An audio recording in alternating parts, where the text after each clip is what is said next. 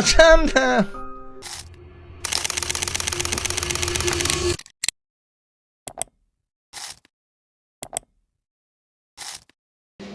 Halo, Assalamualaikum warahmatullahi wabarakatuh. Saya Aisyah, saya Erni. Baik, ketemu lagi dengan kita dengan tugas video Big Data kelas 7C Prodi Ekonomi Syariah. Simak video berikut ini.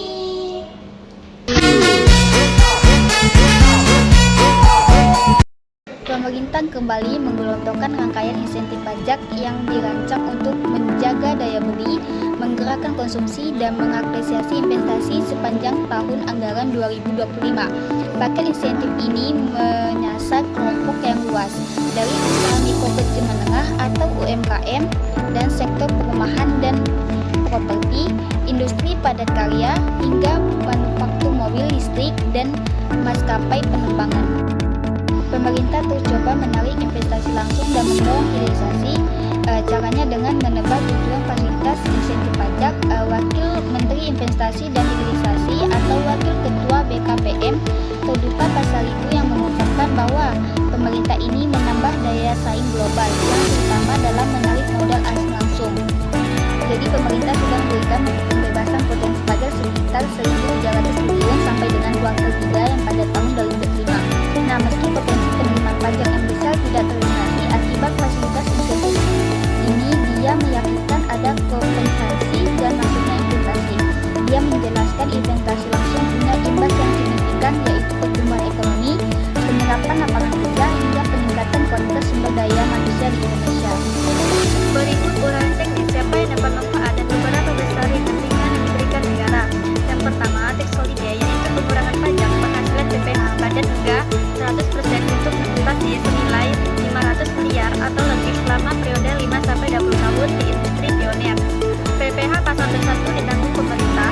Salah satu kebijakan yang paling terlihat tahun ini adalah perluasan dan penajaman fasilitas PPH 21 yang ditanggung pemerintah diatur melalui Peraturan Menteri Keuangan PMK di tahun 2025. Skema ini membuat perusahaan tidak perlu memotong PPH 21 dari gaji pegawai pada segmen tertentu atau sektor tertentu. Beban pajak yang biasanya dipotong karyawan diganti oleh pemerintah. Tujuannya adalah meningkatkan take home pay pekerja di sektor padat karya dan mendorong konsumsi ke bawah. Ketentuan teknis diatur dalam PMK dan perubahan sepanjang 2025. Ini bukan hanya stimulus pemerintah, juga menjadi salah satu mempertahankan tenaga kerja di industri yang sensitif penggajiannya.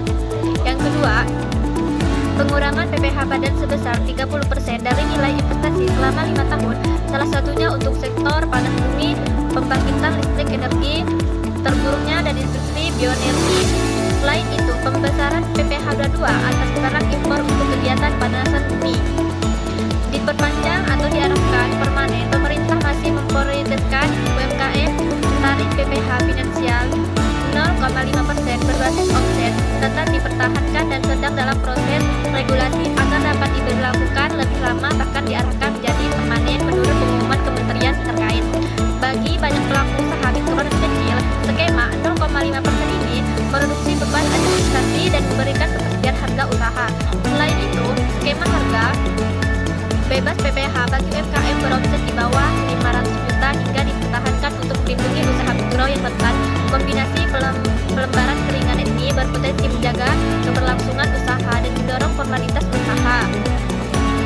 Yang ketiga, pembebasan pajak pertambahan nilai PPN atas barang impor untuk kegiatan panas bumi, yaitu sektor otomotif mendapatkan insentif berupa PPN, DTP 100% untuk berbagai segmen rumah baru, rumah tapak, dan satuan rumah susun sampai batas tertentu, misalnya PPN dan tanggung jawab pemerintah hingga bagian harga tertentu. Yang keempat, yaitu pembebasan bea masuk untuk mesin, barang, dan material untuk industri serta sektor jasa. Sebagai bagian dari agenda pengurangan emisi dan pengembangan industri kendaraan listrik, pemerintah memberikan diskon atau penanggungan PPN dan PPNBM untuk kendaraan listrik dan hybrid tertentu sepanjang masa pajak 2025. Skema yang mencakup pembebasan bea masuk, pengurangan PPNBM dan PPN DTP yang jika dirangkum bisa mengurangi beban pajak pembelian mobil listrik persentase signifikan. Tujuan pendeknya menurunkan harga jual akhir, mendorong adopsi EV, dan membangun ekosistem manufaktur lokal untuk produsen dan pelaku industri otomotif. Ini jadikan insentif investasi dan peningkatan volume penjualan. 5. Pengurangan pajak bumi dan bangunan PPB sehingga 100% untuk tahap eksplorasi panas bumi. Pemerintah juga memberikan insentif yang melakukan info dan memenuhi syarat kepenuhan publik. Insentif ini dimaksud untuk mendorong akuisisi modal lewat pasar modal, memperdalam industri finansial, dan mendorong tata kelola korporasi dan kelebihan transparan bagi perusahaan. Bonus fiskal ini menjadi salah satu alasan tragedi menimbang listrik di kita.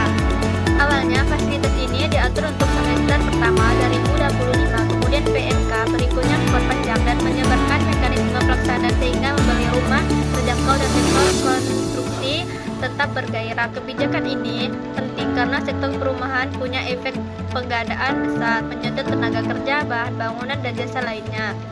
Yang keenam yaitu pengenaan pajak barang mewah didasarkan pada potensi emisi yang dihasilkan oleh kendaraan untuk mendorong penjualan dan investasi pada kendaraan listrik berbasis baterai. Untuk mengangkat kembali mobilitas domestik dan mendongkrak peristiwa regional, pemerintah menerapkan PPN DTP parsial pada tiket pesawat kelas ekonomi pada periode libur. Mekanisme ini membuat harga tiket terasa lebih terjangkau bagi penumpang dan menstimulus pemerintah perpanjang logistik, berdampak langsung ke maskapai, agen perjalanan, hotel, dan pelaku wisata lokal. Yang ketujuh yaitu pengurangan penghasilan bruto yang menjadi dasar pengenaan pajak penghasilan hingga 300% dari biaya kegiatan penelitian dan pengembangan dan D, serta hingga 200% untuk kegiatan pelatihan dan vokalis. Insentif lainnya catatan alokasi anggaran. Selain itu, 6 bagian di atas adalah pula insentif sektor kecil-kecil seperti PPN, BM, DTP untuk segmen tertentu, subsidi fiskal untuk proyek pemerintah yang mendapat padat karya sebagai biaya pajak dialokasi ke proyek prioritas, serta insentif fiskal yang bersifat temporer untuk merespon kenaikan tarif PPN nasional. Pemerintah biasanya mengumumkan estimasi alokasi anggaran untuk masing-masing fasilitas di dokumen raker dan siaran pada kabinet. Sejumlah fasilitas dijalankan dengan dana dan tanggung jawab melalui kas APBN tahun berjalan. Dan ada dampak yang diharapkan dan tantangannya. Secara agregat, tujuan paket ini jelas, yang menahan tekanan inflasi dari sisi permintaan dan menjaga daya beli rumah tangga dengan mendorong investasi hijau dan mempercepat formalisasi UMKM. Namun ada tantangan nyata yang seperti kapasitas aturan dan proses administrasi atau misi syarat pemanfaatan PMKM yang berisiko beban fiskal terhadap APBN serta efektivitas tergantung apakah manfaat benar-benar sampai ke usaha mikro yang rentan atau justru lebih banyak dinikmati, perlu yang lebih besar. Nah, jadi pengukuran pasca pelaksanaan atau monitoring atau evaluasi akan menentukan apakah stimulus ini jadi nilai tambah atau hanya pemindahan waktu konsumsi. Nah, bebas pengamatan juga mengingatkan perlu kombinasi langkah non fiskal atau misi perbaikan distribusi